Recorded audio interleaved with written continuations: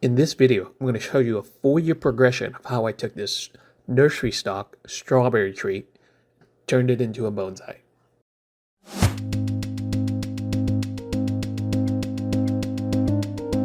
Back in 2019, a nursery located out in SeaTac, Washington was closing its doors, so I ended up going there and I bought 3 Arbutus Unedos, also known as strawberry trees. So these trees are fruiting trees that actually produce these semi-edible fruit.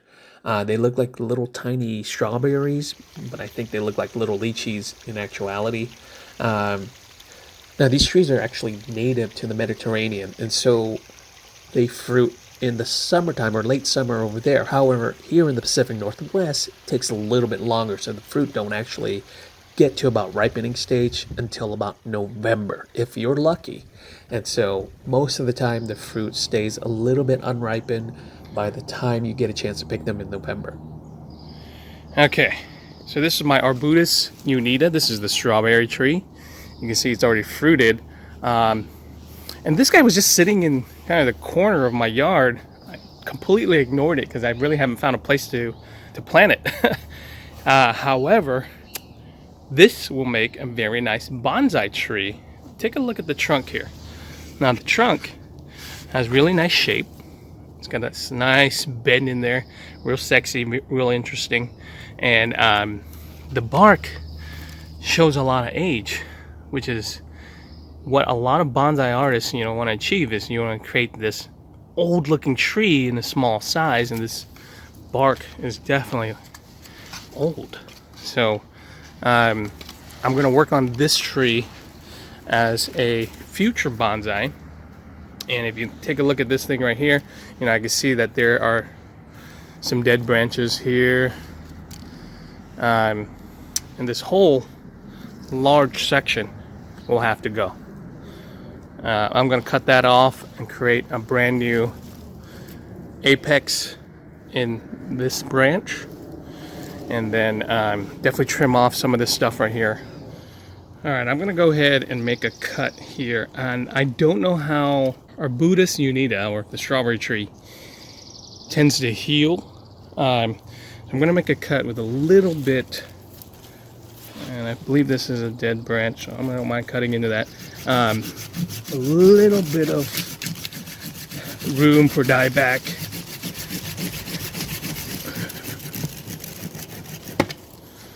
Go. That will go into the compost. This tree's going to lose a lot of its limbs. If I had to do it again, I would not have made the cuts in February. I should have waited until about after the spring flush to do the cuts, because the tree looked like it was suffering quite a bit up until about the summer months. It did make a nice recovery though. Here's some of the photos.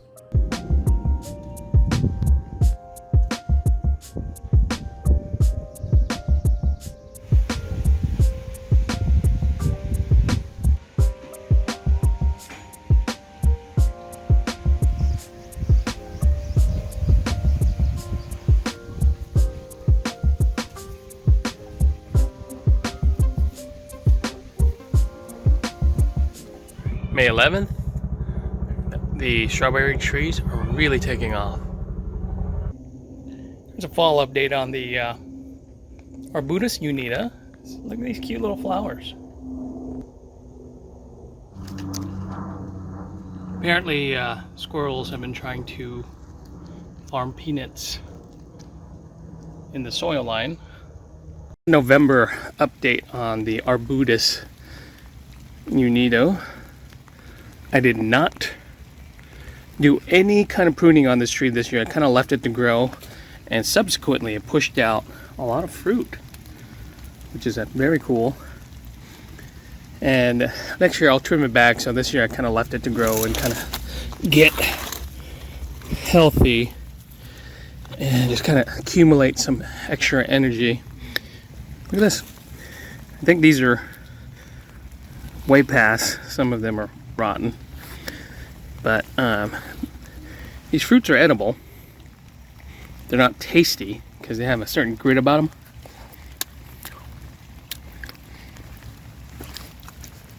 Yeah, it's okay. I've heard of people making jams out of it, but it's definitely not one of my favorite fruits. All right, here's the Arbutus Unedo. I kind of left these guys to grow unchecked last year, so they've gotten way out of shape. And I'm going to trim this back. Look at the leaves here. They look kind of chlorotic right now. I wonder if it's a fungal issue. Maybe it's a little too wet this past winter. But I definitely need to spray this thing next year. Maybe even this year after I do the cuts, because once I do the cuts and it starts to rain a lot, that's when fungal problems usually happen. So what I'll do is I'm just going to take it back to maybe 2 or 3 nodes per branch, and then let it flush out for this new year. And that feels a lot nicer. It should look like a really cool tree. I really like Arbutus still, because the trunk gets really kind of that nice flaky bark, and then there's good movement. It's a fruiting bonsai, and overall is a very kind of an attractive looking tree to play around with and turn into bonsai. So that's one. Let's do the other. This is a fungal spray. It's just copper fungal spray. Here's tree number 2. I have 3 of these trees that I bought when Fernie's and SeaTac closed, for a discounted deal. It was a pretty good deal. These 2 are the ones that kind of lend itself a little bit better as far as the look for bonsai. So I turned these in bonsai. The other one I kept as a landscaping tree. Let's go ahead and cut this one down. You can see here there's a nice big canopy. It's kind of full, but it is out of shape. So, all right, here's the second tree. This one looks a little bit more naked because they have some dead branches. There's one that was died off. There's one there. So it looks a little bare.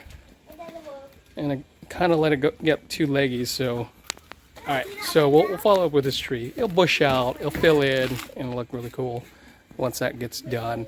I've noticed with these though, when you cut a branch, it doesn't necessarily divide and bifurcate.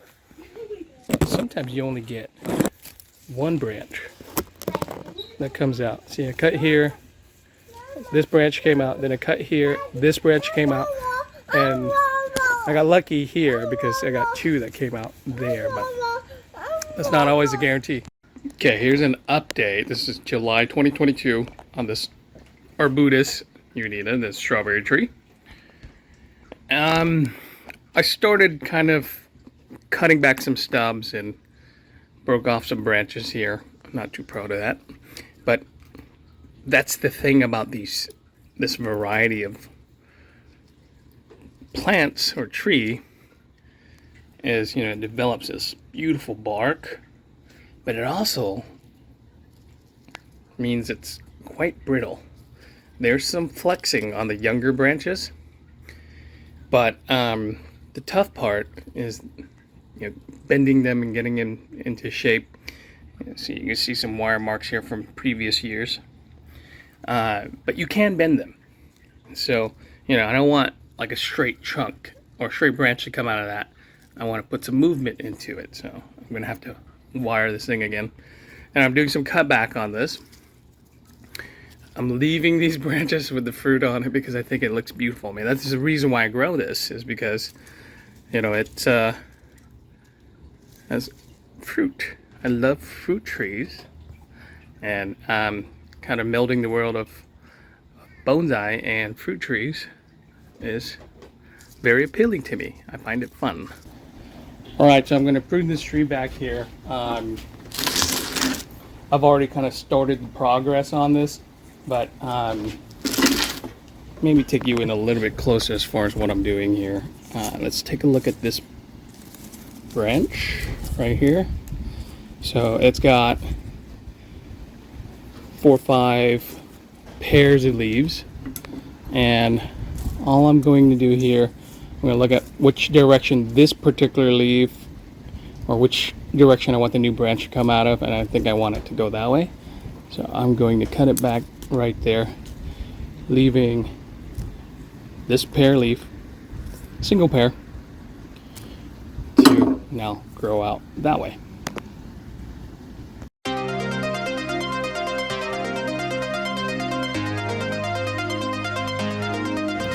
Okay, there you go. I have pruned it back. Looks a lot more open. The shape looks a lot better as well.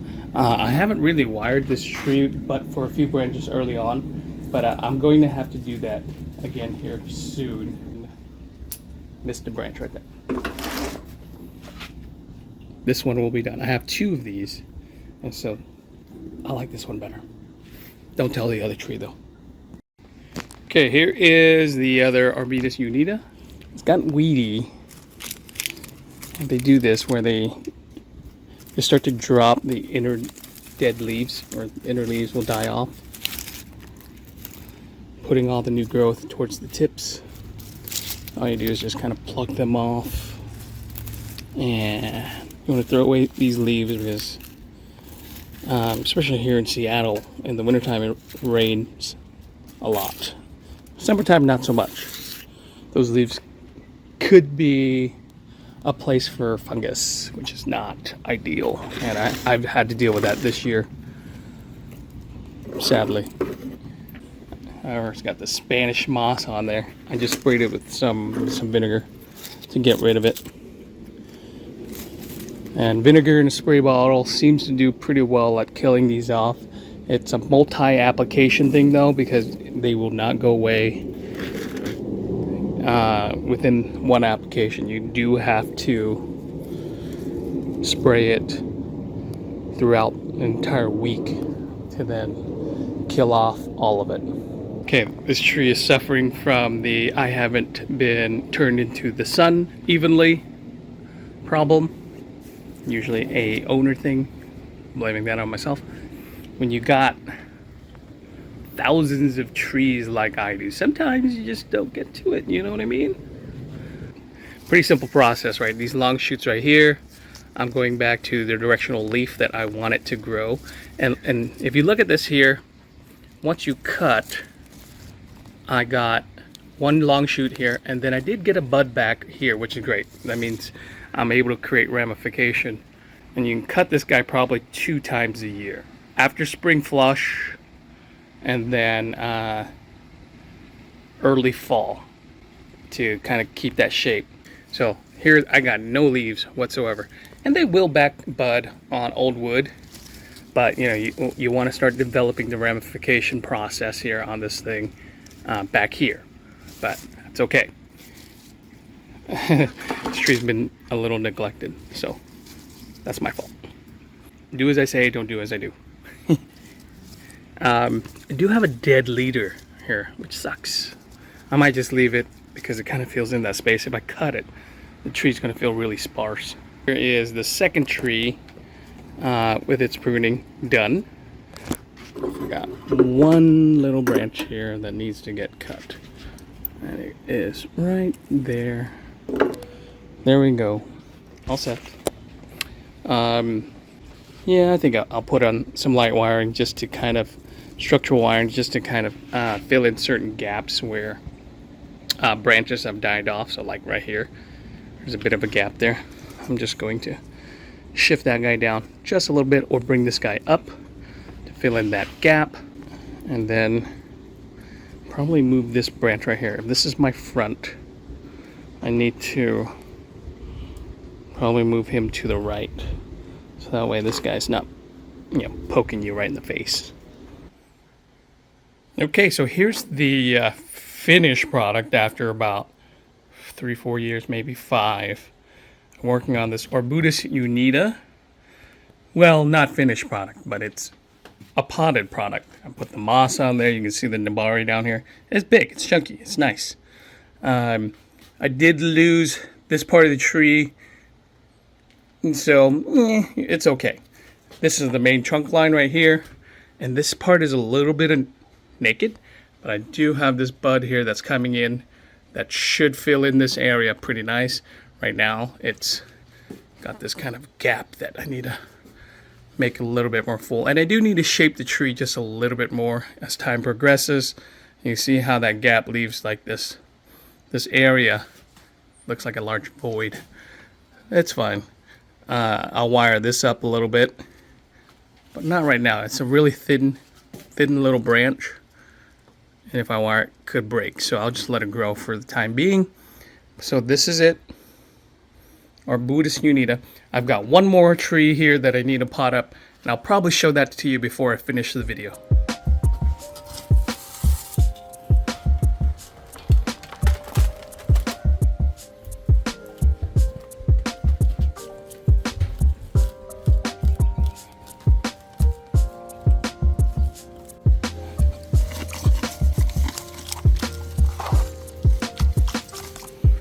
Alright, I just pulled the Arbutus out of the water, and I'm going to put it into this green pot right here.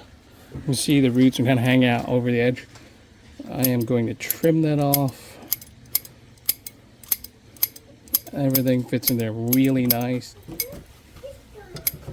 Alright, so I'm going to put it a little bit off center, about 40-60. Okay. Tie this thing in, very important. Always tie in your plants.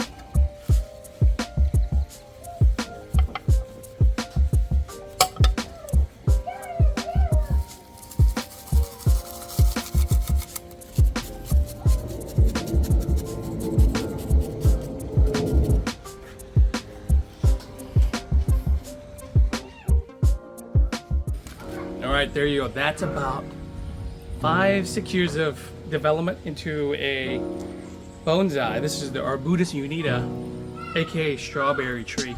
And I bought this tree from a nursery that's actually closed now in SeaTac. Bought 3 of them, turned 2 of them into bonsais. One of them will actually be on the website, but this one I'll probably end up keeping. There it is. I'm pretty proud of it. I'm happy with the way it's turning out. It's going to look like a really cool fruiting bonsai because later this year it should give me some fruit that looks like little oranges on the tree. Alright, see you guys.